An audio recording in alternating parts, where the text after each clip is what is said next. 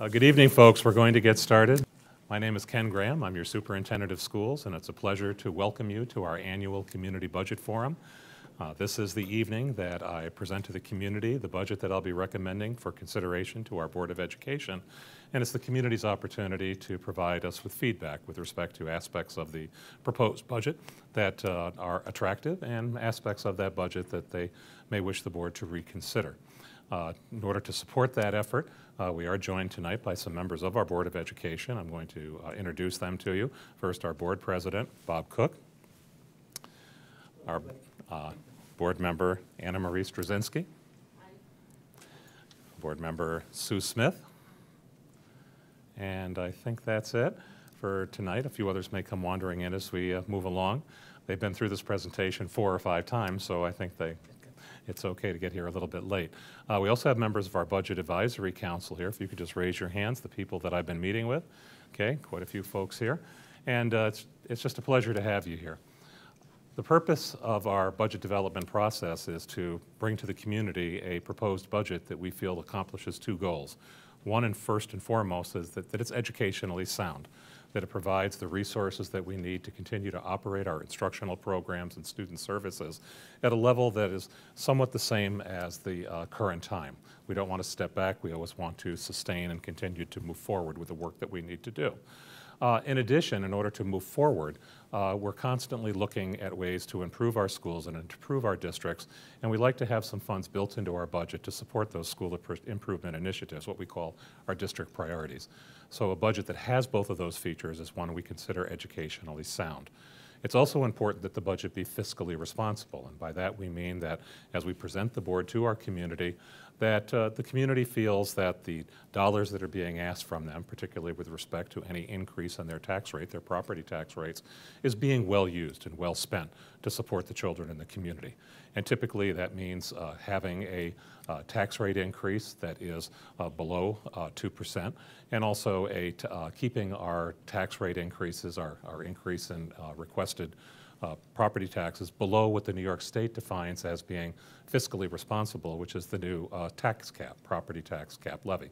The budget that I'll be proposing to the board satisfies both of those conditions, and that's what we're going to go through this evening. Helping me this evening is our Assistant Superintendent for Finance, School Finance, and School Operations, Andy Whitmore, and he'll be joining in for some aspects of the presentation, particularly the part about answering questions. Okay.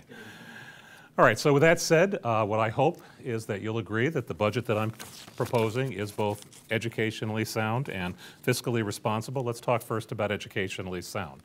What this budget does is, first and foremost, it keeps all of our current academic programs and student services at the same level they're at this year. No expansion, but no retention. In other words, the budget provides the funding to keep the district solid for another year. It does also improve student access to instructional technology. This year we'll be entering into the 4th of our 5-year plan to provide every one of our students with their own their digital computing device. It's what we call our one-to-one technology initiative. This year, kindergarten through 9th grade have individual computing devices, in most cases Chromebooks, assigned to each student for their use throughout the school day. And at our secondary schools, they're allowed to take those home for access to the internet in the evening. Next year, we'll be completing the expansion of our one-to-one technology effort by providing the funds that will allow all of our senior high school students to be provided with Chromebooks as well. So we're very proud of that. Our budget that we're proposing also supports our major school improvement initiative, and that is to initiate full-day kindergarten. We're going to be adding 13 classes, 13 teachers to move our half-day program to full-day. And at the same time, we're going through a number of programmatic changes and school reconfiguration changes, physical changes, that are going to allow us to manage enrollment fluctuations for many years to come. And we'll talk a little bit about that as our budget. But all of the funding we need to complete that school reconfiguration and to put in place full-day kindergarten is included in this budget. In addition, this budget supports 2 challenges that we faced last year. And that was an unexpected and significant increase in the number of students with disabilities that enrolled in our district. Also a significant increase in the number of English language learners that enrolled in our district. These students often come with programmatic needs for special support that we as a public institution have an obligation and relish the opportunity to provide, but there is an expense involved with it, particularly in the area of special education, where we had over 52 students show up, enroll in our district last year that we were not anticipating. And many of these students had such significant needs they had to be placed in out-of-district placements with average cost of $65,000 to $70,000 per student. Basically what happened was we ran about a $1.4 million deficit last year that we had to cover through different vehicles. And when we built our budget this year, we had to make sure that we put in the funds that would provide those services to those children. Not at the same magnitude, but an increase in the number of English language learners required us to add 2 teaching positions at roughly $60,000 apiece, and that had to be built into this budget as well to make it educationally sound. So we're feeling that the budget accomplishes these major purposes. It also has 2 other features which will not require additional funding, but are features that are worth noting. First, a number of years ago, the school districts were mandated by the New York State Department of Education to put automatic electronic defibrillators in all of our buildings. These are the devices many of you are familiar with in the community. If someone were to have a cardiac arrest, they would be able to turn to this device as a support system to hopefully by the time that will allow the emergency medical technicians to arrive and stabilize the situation. We put them in, but when you put them in, they last 4 or 5 years, and then the warranty on the devices wear out. It turns out the devices in many cases still work, but when they're not warranted, we're not allowed to continue to use them. So basically, we have roughly 57 of these units that have to be replaced.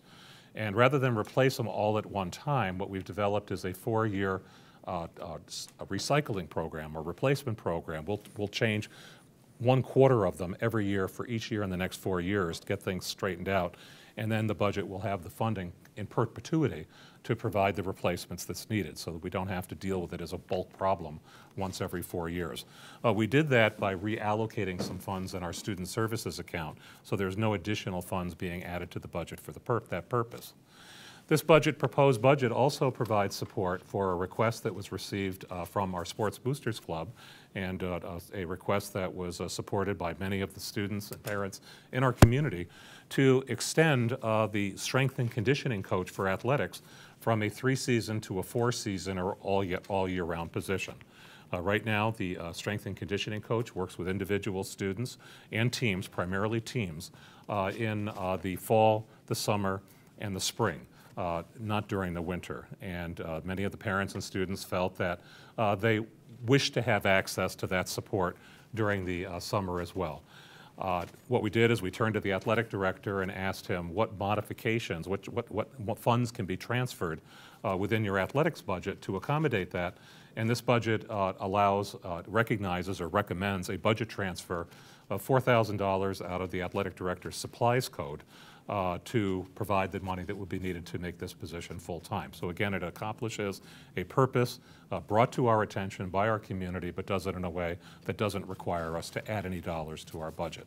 So with that, those are some of the key features of the budget that's being proposed and what we consider to be the central reasons why this budget is, in fact, educationally sound.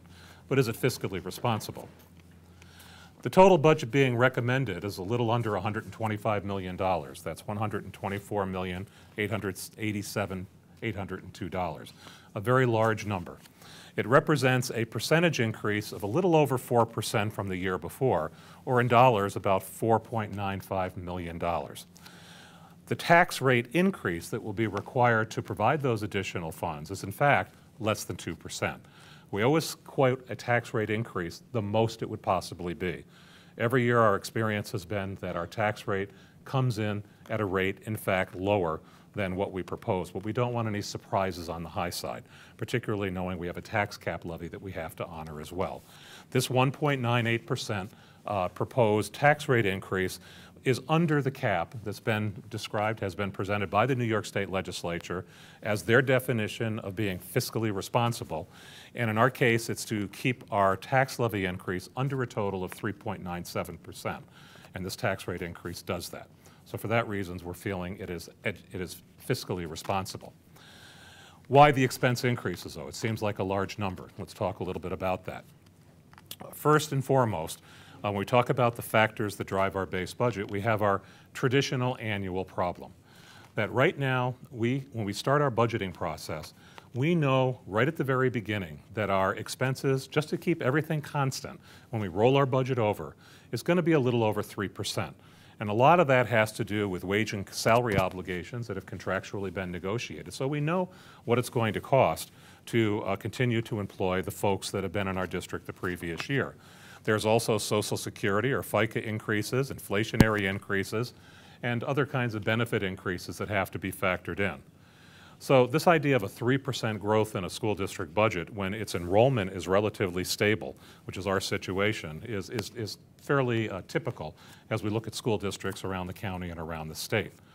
At the same time, what is typical is that we're all operating under the new tax levy cap, which really prevents you from raising more than 2% or the rate of inflation, whichever is less in terms of dollars.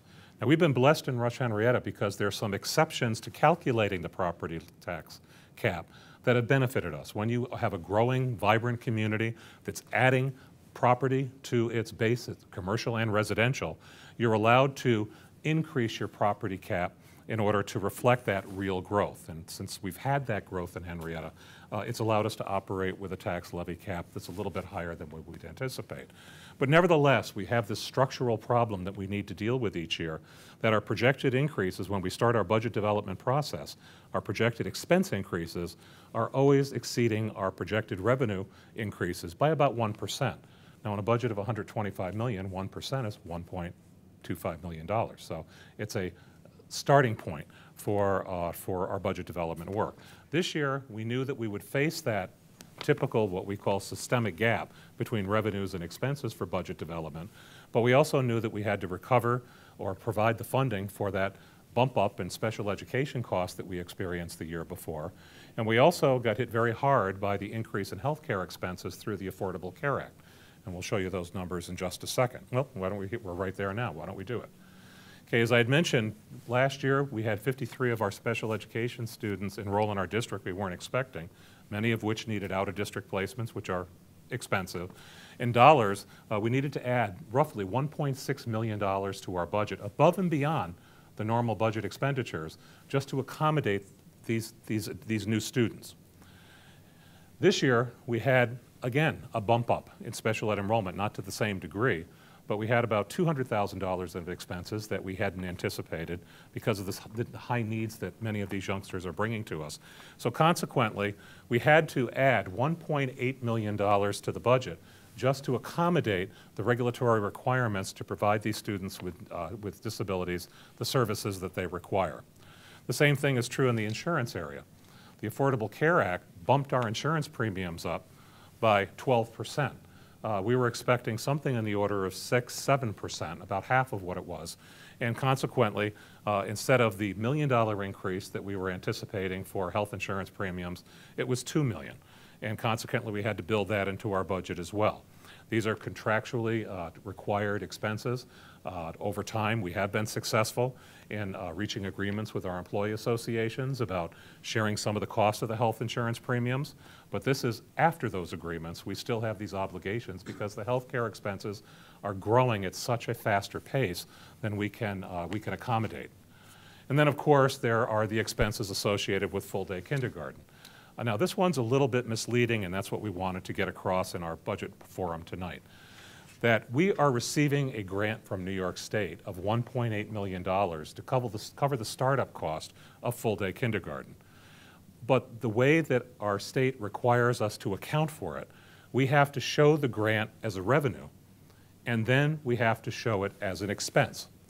So basically, this has no bearing on the tax rate. It requires no additional funding, because the state grant will provide the revenue that offsets the expense. The problem is that it makes our budget-to-budget increase of 4.1% look much larger than it really is, because almost half of that is being explained by this accounting procedure that we're expected to follow. So again, just a thought to keep in mind as we go through this. But these are the factors driving that increase. Now, we knew that that was going to cause a budget situation that was going to be very, very challenging. If you go back, Andy, you want to go back to that slide for a second? If you quickly add up the numbers, 3.4% is roughly $1.7 million. The FICA's inflation number is about $1 million. The BOCES services, probably more in the area of about $100,000. When you add all those numbers up, they come out to about $7.8 million. And yet our budget-to-budget increase for the recommended budget is 4.5. Well, the reason, because we have to make cuts. We knew that we couldn't possibly support all of these expense increases without having something taken away. So the question is, what are the areas where we've diminished the budget? Where are the takeaways to bring our budget-to-budget increase into this more realistic 4% range? Okay, next slide.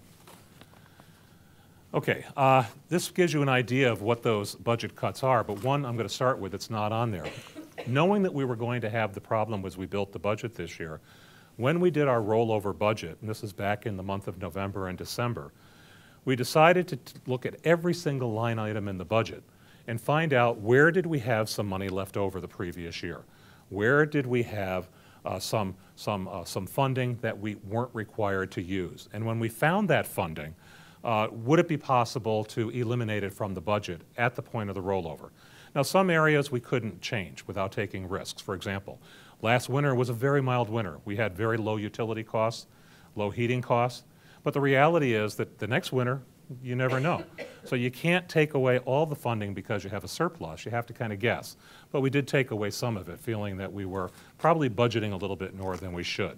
So in every place we thought we were budgeting a little more than we should, we took it out before we even started our budget development process, because we knew the magnitude of the budget increase that we were going to have to accommodate this year. That number was roughly $900,000. So just to keep the math easy in your head, just figure $1 million. We took out of the budget when we rolled it over to get started. So that brought that $7 million gap down to $6 million. Okay, then we got started. First, a couple of easy ones. These are things that happened late in the budget process. In February, we are informed by our employees of those who intend to retire, to separate from the district. And at that point, these are people that are typically high on their salary schedules, and they are replaced by people who are much lower at the entry levels. The difference between the salaries that are being earned by the new folks coming in, the new younger, less experienced staff members, relative to those at the high end of the schedule, becomes what we call staff turnover savings. And consequently, that was an area that we were able to capture. Another message we got about that same time, you may have read about this in the paper, was that the New York State retirement system had a pretty good year of investments, and consequently told us that we didn't have to budget as much this year as we had anticipated to cover our mandated contributions to the teacher retirement fund. And in fact, we were able to cut $75,000 out of our budget simply because we were told that we wouldn't be asked to provide that funding. So right away, we got about $250,000 in budget diminished expenses. Then we went on to the area of summer programs. Because we're going through the reconfiguration this year, we knew that with all the staff moving to different buildings and buildings under different stages of construction, we knew that we weren't going to be able to run our traditional summer school programs. And we thought a lot about whether we should continue to run those programs in the way that they've been operated in the past. So we felt for the time being that we would cut the funding for the K-8 summer programs, at least for the next couple of years, let this new school reconfiguration settle in, and then begin to have dialogue, have discussions about what kind of summer programming can be justified, and then make those budget proposals for future years. So we haven't moved away from the idea of the value of summer programming. It's just that we have to be a little bit more frugal in our thinking about the cost effectiveness of how it can be approached. We did not make any changes to our high school summer program because those courses are needed for credit recovery that's required for graduation, and we didn't want to put our students in jeopardy of not being able to earn those credits and graduate on time. Andy, our director of school finance, came up with a brilliant idea around school bond refinancing. I think this went back to the bonds on the, was it on the high school or the middle school project about 10 years ago. When we did the Rothenberger middle school construction projects about 10 years ago, interest rates were higher than they are today. So Andy thought, well, why don't we buy back all those bonds and then put them back out again at a lower interest rate. And basically the difference would be, by having lower interest rates, you would have to budget less to pay those interest payments. And that's what this reflects, the bond refunding, which saved us $156,500. We've taken that out of the budget. Okay, well, that was the end of the easy ideas. Now things got a little bit more difficult. We simply aren't getting the magnitude of dollars. We need over $2 million, and we're chipping away. We have to go after some of the bigger ticket items. Well, one of those items is our instructional technology set-aside. In our budget, we set aside $2.25 million each year to replace and to upgrade or expand the instructional technology tools we provide to our students and staff. That plan, that number, was arrived at 4 years ago when we adopted the one-to-one digital technology plan, knowing that it would require that amount of dollars. At that time, we had about $1.5 million set aside in the budget to support the plan, but we went through a period of 4 or 5 years where we added $250,000 each year to bring it up to the 2.25. Well, once we got there, here we are. It's time to, we got there, but we've got to turn it around. We simply don't have the funding to be able to support it at that level. So we met with our technology director, asked him to look at the plan, and asked, okay, we know it would be nice to have, what do you really need to have? And he gave us the figure that was $500,000 less. He said, look, once we get the high school outfitted next year, we're done with the expansion part of our one-to-one technology effort. All we have to really do is focus for the next 3 or 4 years just on sustaining. The equipment gets old every 3 years. It has to be replaced. We can do that at roughly $1.75 million. We don't need the 2.25. But remember, he told me, don't have any brainstorms about new technology. We're not going to be able to try anything new. Just protect what you have and keep it whole and keep it current. So that's what we're proposing. We're proposing to take $200 of that $500,000 out of the budget for this year, keeping $300,000 that we can utilize next year as we build the budget if we need it. The same thing is true for capital reserve funding. We've had a program for 30, 40 years of not borrowing to do capital improvements. That's things like repaving the roads, putting new roofs on buildings, replacing the boiler systems, adding new walls to school buildings. The only time we've ever borrowed money is when we get involved into major construction projects like the transportation center or when we put the addition onto the high school. And even in those cases, we had money in our reserve funds to offset many of those expenses, so it really reduced our need to borrow. We don't want to borrow because you have to pay back what you borrow plus interest. And when you're borrowing large amounts of money, those interest payments can become quite burdensome. So it's a financing policy that we have really steered away from. Instead, what we do is put together a 5-year capital projects plan that will cost us roughly between $2 and $3 million a year to execute. And by taking care of $2 to $3 million every year, it doesn't build up to the point we have to do a $50 or $100 million technology bond in order to, or capital projects bond, in order to take care of items that are rather mundane.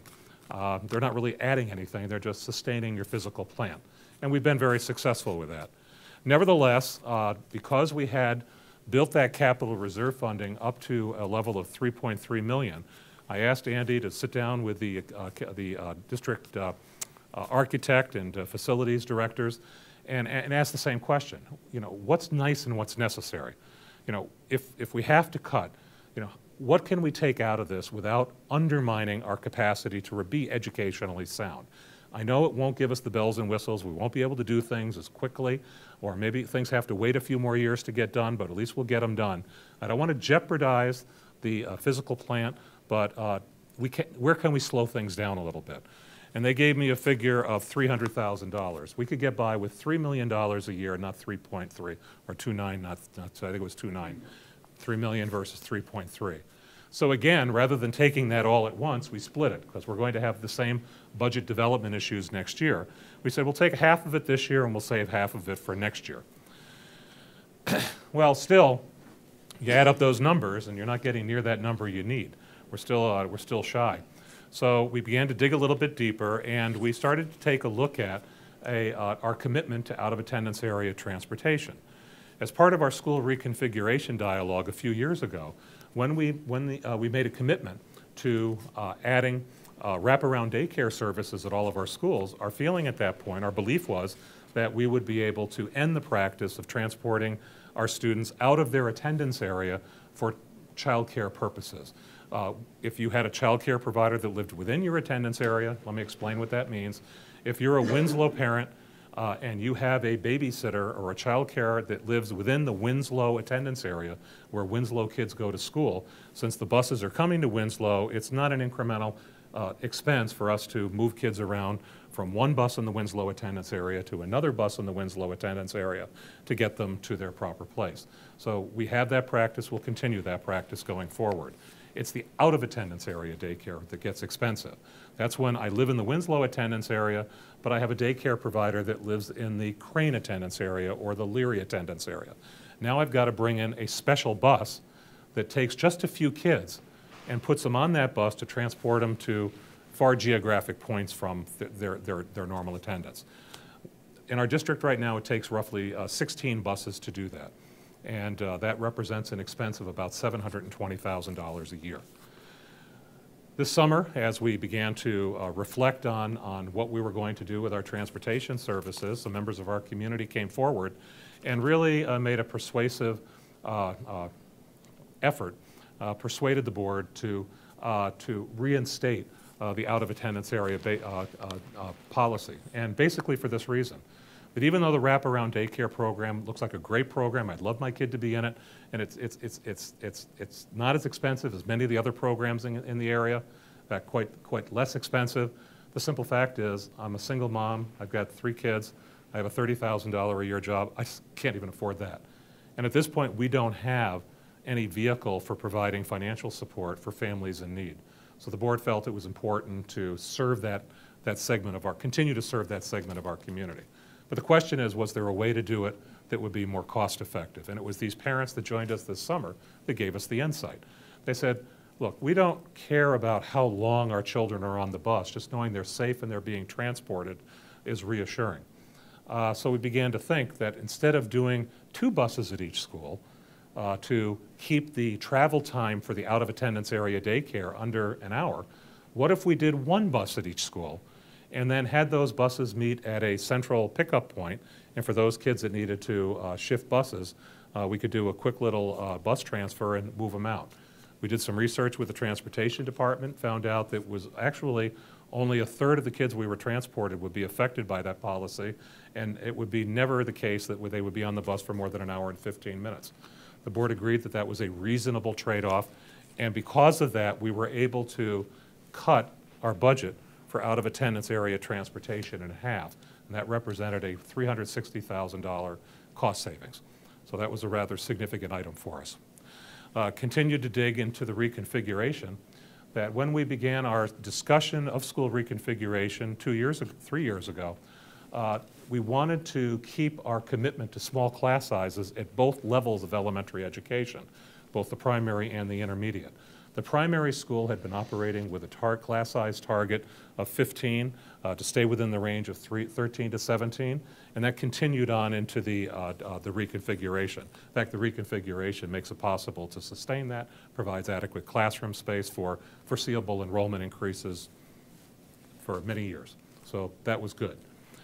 At the intermediate level, which is the grade 4-6 band, we originally proposed class sizes of 20 with a range of 18 to 22, same logic, that these kids are a little older, can operate a little bit more independently. But nevertheless, because we saw the benefits of smaller class sizes, we felt that a class size target of 18 would make more sense with a range of 16 to 20. And we began our planning on that basis. As we built this budget, we had that class size configuration in there, but we also knew that eventually we were going to run out of ideas about how to make budget cuts that avoided staffing reductions. So we took the position, why add staffing positions? In this case, to have a class size target of 18 rather than 20, we would need 6 additional teachers that right now are not employed by our district. So why would you hire those people when next year you may be put in the position of having to increase the class size and cause that layoff to take place? The more conservative route would be start with a higher class size, leave it alone, and then when the opportunity presents itself to lower the class size, do it because we have the physical space to accommodate it. And the board concurred with that because of the budget pressures that we were forced to cope with. That led to not a savings as much as a cost avoidance.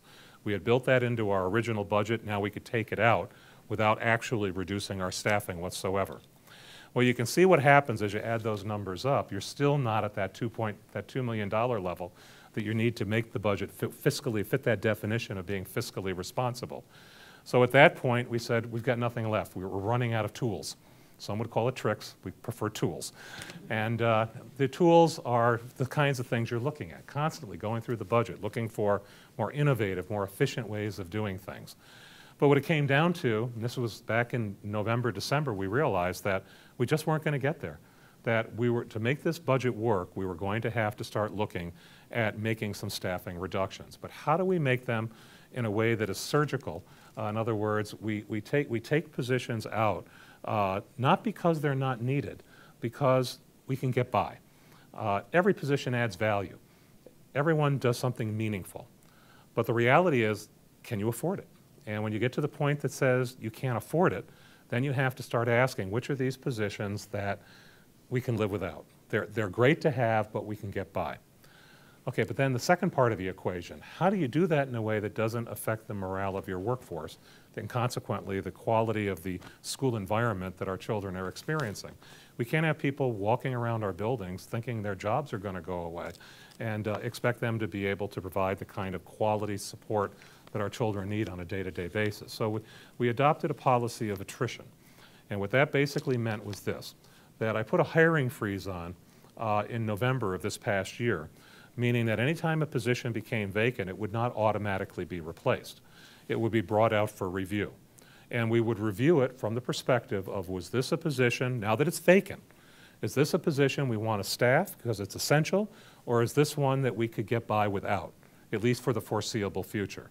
If we concluded it was a position we could go without, then we would not refill the position. Okay? If it was something that we felt was essential, then we did refill it. And that's what we've been doing for the past 7 or 8 months.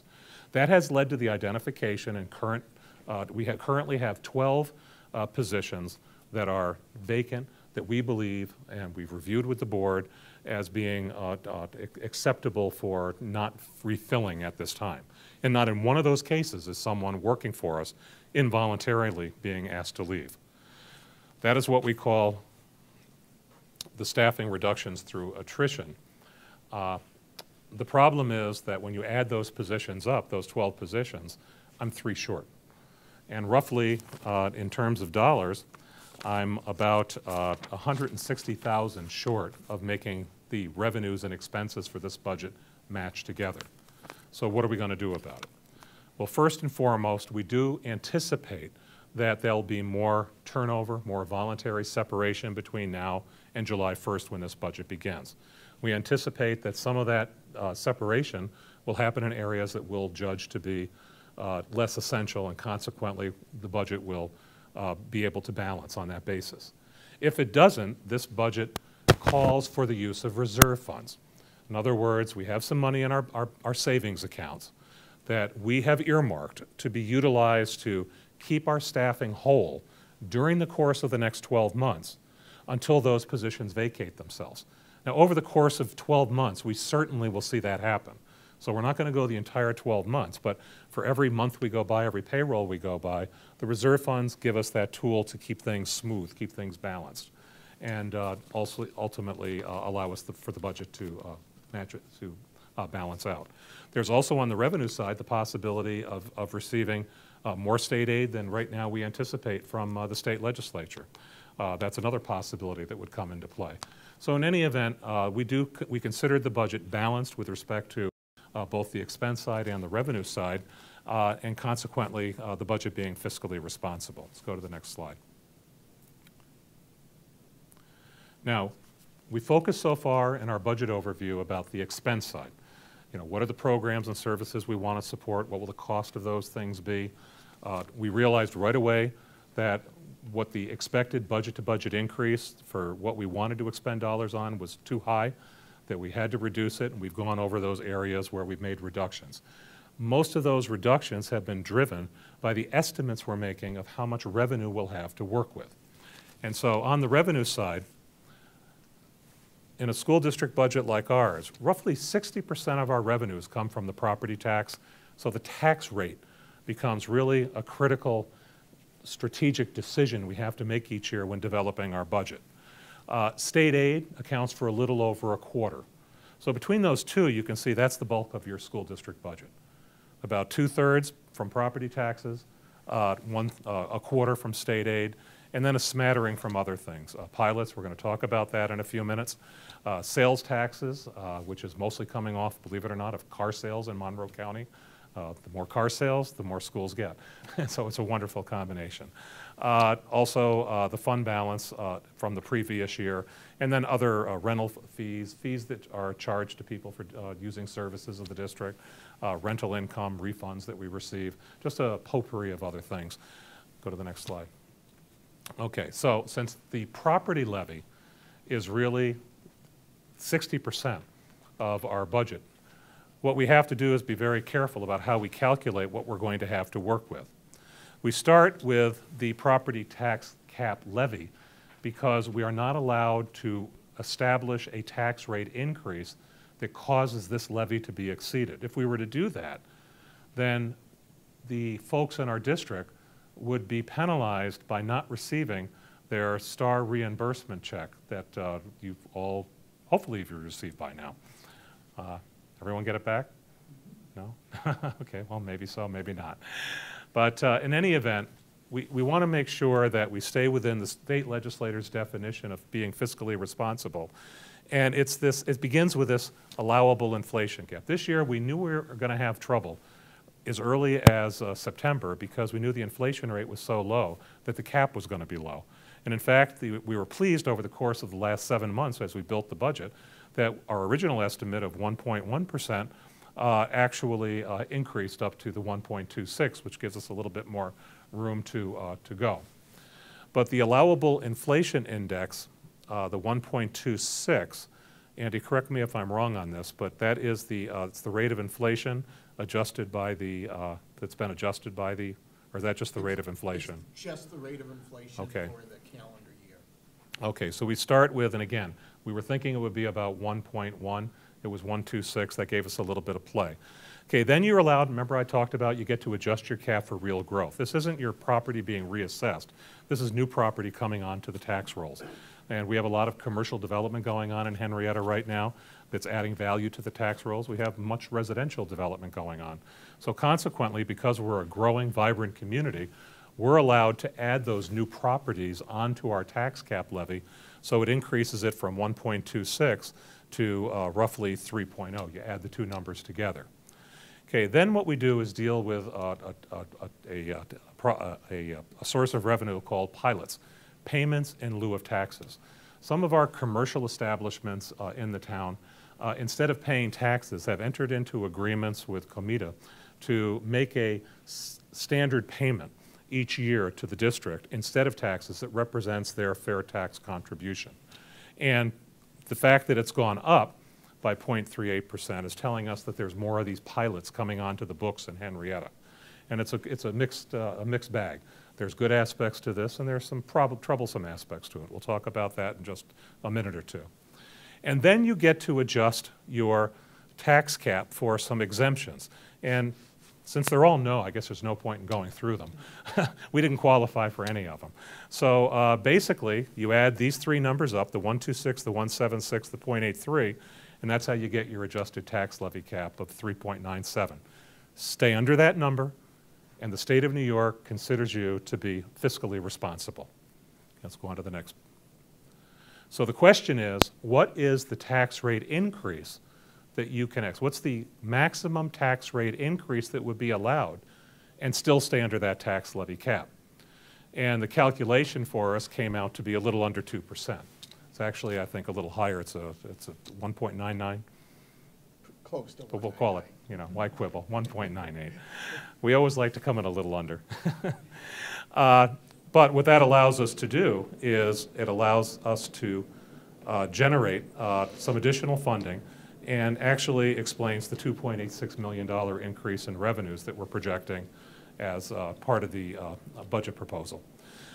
We always like to talk about, is that tax rate increase fiscally responsible? And we do that by comparing it to the original inflation index and also the Social Security cost of living adjustment. Many of our residents are senior citizens living or depending upon Social Security as a major source of their income. So we don't like to see our tax rate increases at levels that supersede or exceed those two benchmarks. This year, they are a little bit over. The inflation index was 1.26. We're at 1.98. The bad news is Social Security came in really low this year at 0.3. So our tax rate is a little bit higher than we'd like to be. But when you look historically at those two numbers, you'll see that over the past 5 years, that our tax rate increases have been very much in the area of 0 to 1% on average.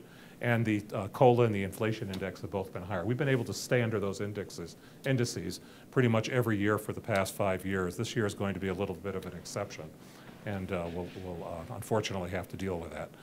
We also like to compare our tax rate, projected tax rate increases against what's going on around Monroe County, but we don't have that data yet. That'll become available to us later in the year. Okay, so state aid becomes the next category. We explained where the 60% is coming from. Now, where's the 28% coming from? Well, this is the one we want to kind of just warn folks about. Just as I warned you that when you see our budget-to-budget increase and you see it's 4.13%, wow, I can't believe that we're asking for so much additional money. Remember, over half of that is the full-day kindergarten grant, and there's a revenue that offsets it. It's just a wash. So what we're really talking about is a budget-to-budget increase that's roughly around 2%. And now it's the same story with state aid. When state aid comes out, if it sticks in its current form under the governor's budget, it's going to report that Rush-Henrietta is getting a 6.9% increase in state aid. Man, I wish that was true. I wish it were true. And in a sense, I guess you could say it is. But let's look where it's coming from. One component of state aid is what's called foundation aid. That's truly what all school administrators consider state aid. These are the dollars that can be used for whatever purposes you see fit. And basically, as you grow as a district, or as you're asked to serve more needy children, children with special needs, children with language learning issues, you expect that foundation aid to go up to show the state's obligation to meeting the expenses of educating children in your community. If our expenses are going up, the state has an obligation to bear its fair share. We'd expect it to go up on a proportionate basis. Foundation aid for Rush-Henrietta went up 1.6% this year. 1.6%. What was our budget-to-budget increase? 4 point. So you can see there's a gap. Formula aids are all the expenses that both the state of New York provides you with an incentive to do cooperative purchasing. Like we buy our computers through BOCES. So all the people in Monroe County that buy computers all buy them through a single source, and that drives the price down. And to encourage you to do that, you get some aid for that. You get some money back the following year. And there are a number of these formula aids. The big ones are on computers and on transportation, on purchase of buses. But you can see our formula aids, when they all got said and done, were down about 5.5%. This is because we spent less. These aids are not gifts, they are promises. They are told if you do X, you will receive Y. You can calculate it. So if the number goes up or down, it's because you're doing more or less of these particular types of purchases. And in this particular case, our state aid goes down in the formula category about 5.5. Now, we did see a slight increase in the handicapped excess cost aid, and that reflects the fact that the number of students with disabilities that are costing more than the average cost of students is going up significantly. So that was helpful to us. BOCES aid went down a little bit. That means we purchased fewer BOCES services this past year. That's kind of like an expense aid. Transportation went up a little bit because we're starting the process of adding buses that are needed for school reconfiguration. And building aid went up 3.1%. That's reflecting the fact that we're putting additions onto our schools to accommodate school reconfiguration. Okay, but the big ticket item is the full-day kindergarten grant. $1.8 million of the state aid is for that purpose. When you take full-day transition aid, full-day kindergarten, you just take that off to the side, that's not aid, that's a grant. We were told if we do this, this is what you will get. One time, that's it. Take that out. If you net out everything else, our net state aid increase this year in real dollars will be 1.4%. That's what we have to work with. When state aid doesn't keep up with the rate of expense growth, you have to make that up in other sources. That's what puts pressure on the tax rate. And if you're capped on what you can increase your tax rate, then you don't have any other choice but to reduce your budget. That's what we're experiencing in Rush-Henrietta. That's what's being experienced across the state. We're all feeling this squeeze. Okay? The property taxes are capped, expenses are going up, and state aid isn't going up at a rate that is equalizing. Consequently, we're being constantly forced for the past few years into positions of reducing our budgets. But to do that in a way that's educationally sound. That's the challenge of our budgeting process. Next slide. Okay, now on this foundation aid, Andy thought it would be a good idea to add this information to our budget overview today. And that is simply this, that there is a formula that dictates the foundation aid that a school district is supposed to receive each year. That formula has not been honored for at least 5 years. And if you look at the gap between what we are promised by the formula in terms of state aid support and what we actually have gotten in state aid support, you're seeing that the number is quite exorbitant. Over 5 years, we have not received over $27 million in state aid that the formula tells us that we should be entitled to. That is a problem. And that's a problem that we are attempting to address through our legislative lobbying efforts as this budget season prevails. Last year, we talked a lot about the gap elimination adjustment, and through our lobbying efforts, our state legislators heard us and provided us with the support we were asking. They provided us with the funding that ended the gap elimination adjustment. But let's keep in mind what that really was. What that was money that they gave us and then we're taking away to balance the state budget. All we're saying is just give us the money before you start using our money to do other state initiatives. So it was good. It was something we were very thankful for. It ended a very obtrusive burden on our district, but it was not increasing state aid.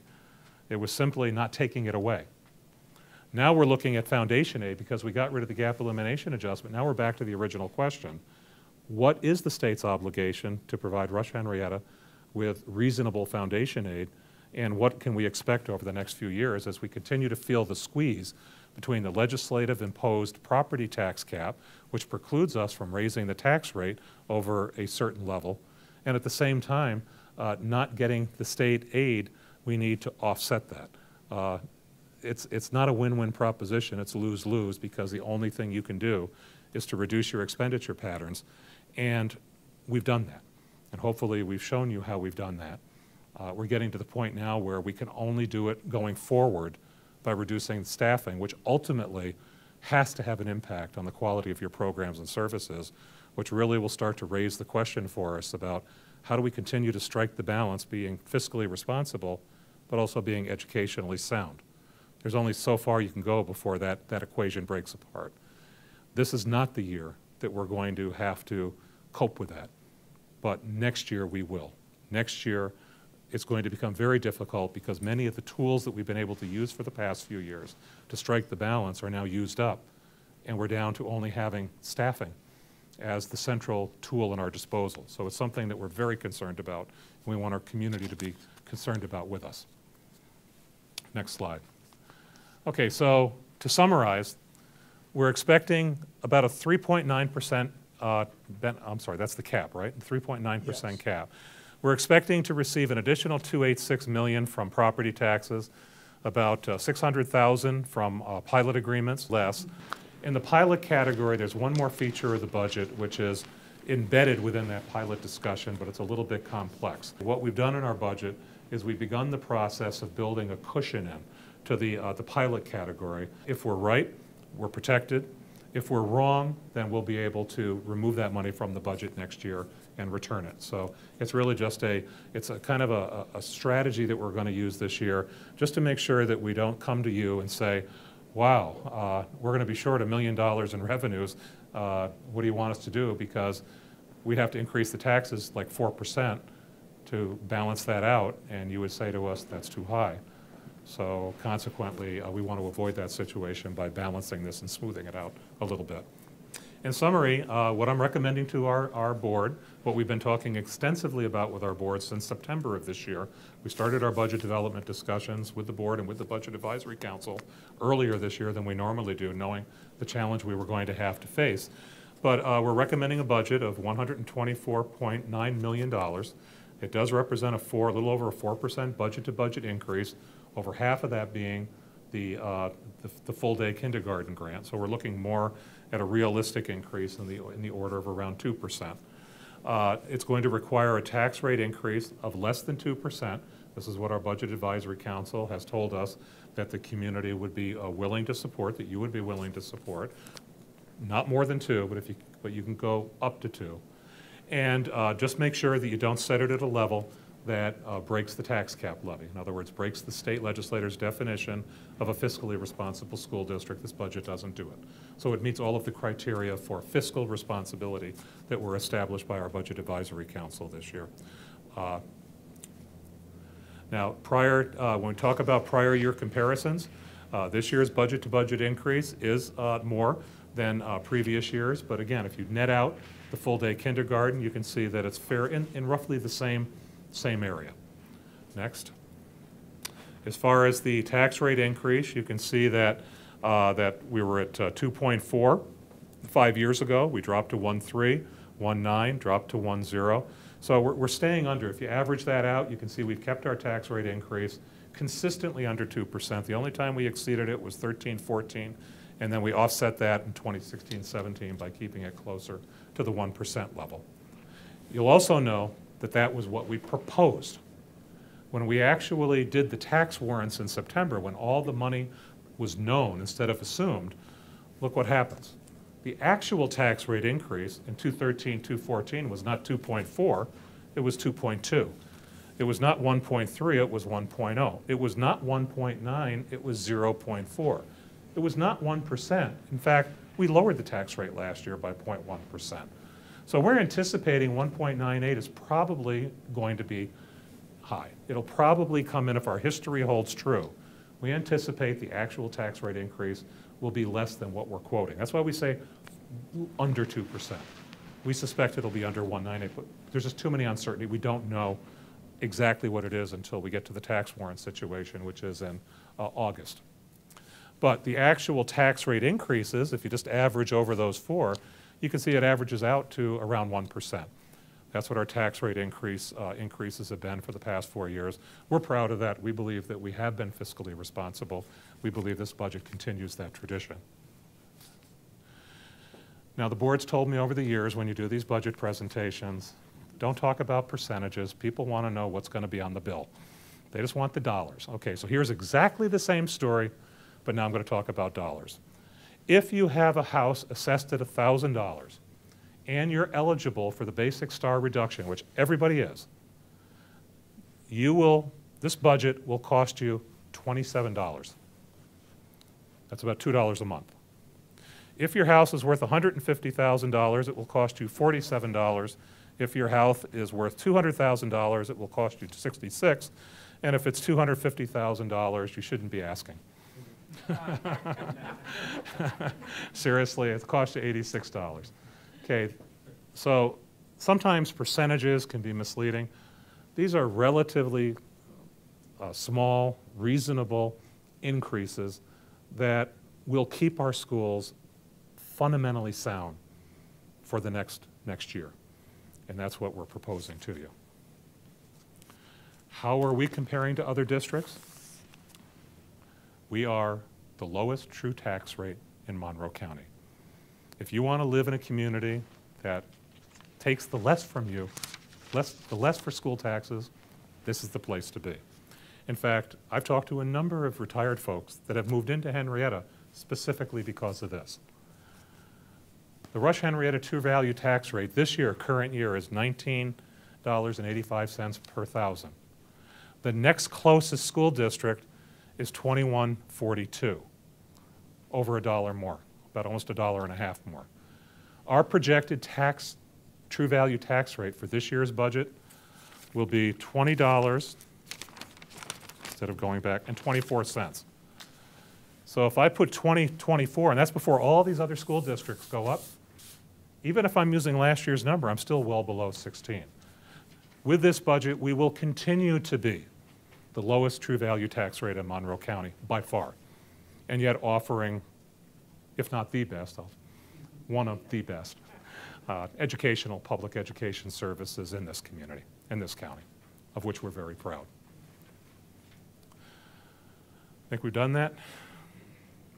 Okay, so when you go to the polls, as you consider this budget, you're going to be asked to vote on 3 propositions. Proposition 1 is the budget proposition. And if the board accepts this proposal and recommends it to the community, the resolution will be to authorize the school district to expend $124,887,802. That's what you're voting on. We've shown you how we want to spend it. You're giving us the authorization to expend it as we have explained it. Yes or no? The second proposition is one you see that we haven't really talked a lot about, but you see it every year. This is what's called the bus expenditure proposition. We replace 10 of our buses each year.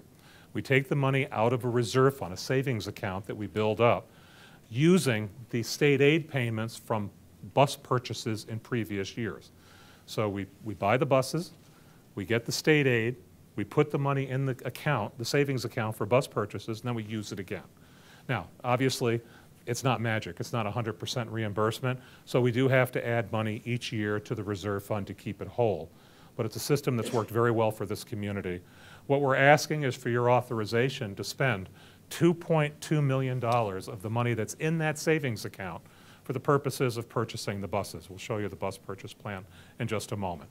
The point is, it has no impact whatsoever on the tax rate. There's no additional payment required. It's just letting us use the money that we've saved for this purpose. Andy, why don't you go through this one? You're more up to speed on the buses than I am. All right, all this does is show what buses we are purchasing. Historically, the first line is where we would purchase diesel buses, but many of you have heard we've gone to an initiative to convert to propane buses. And it was an idea from our mechanics because of the anti-pollution equipment on the diesel. They call it regeneration. Our buses run at low speed, so the particulates weren't getting burned off through this equipment, so it caused a lot of maintenance issues. They did a lot of research and came up with the idea of converting to propane. We started that slowly. A couple of years ago, we bought our first 2 buses. This year, we bought 4 more. However, we're limited in the propane by our fueling capacity. Right now, we go to an off-site gas station. This year, we were fortunate. Senator Gallivan gave us a state grant to purchase our own fueling station. So once that gets put in, we're going to, from now on, purchase only propane buses and eventually, over the course of 8 more years, convert to a propane fleet. So it'll be 10 large buses that we're purchasing this year. Then in addition, the mid-sized buses, the smaller buses that take our kids. We have a lot of charter schools with 1 or 2, 3 kids, or our special needs kids. They go on the smaller buses. We need to replace 5 of those, as well as purchase 2 wheelchair buses.